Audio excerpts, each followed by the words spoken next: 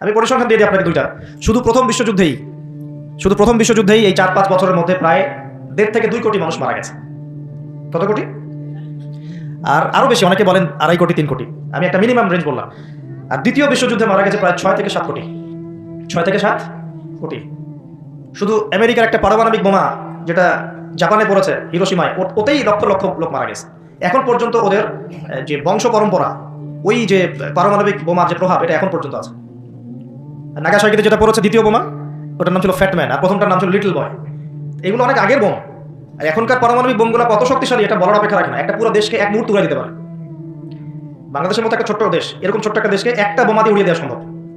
ইংল্যান্ডের মতো একটা দেশকে একটা রাশিয়ান হাইপারসনিক ক্ষেপণাস্ত্র দিয়ে উড়িয়ে দেওয়া সম্ভব।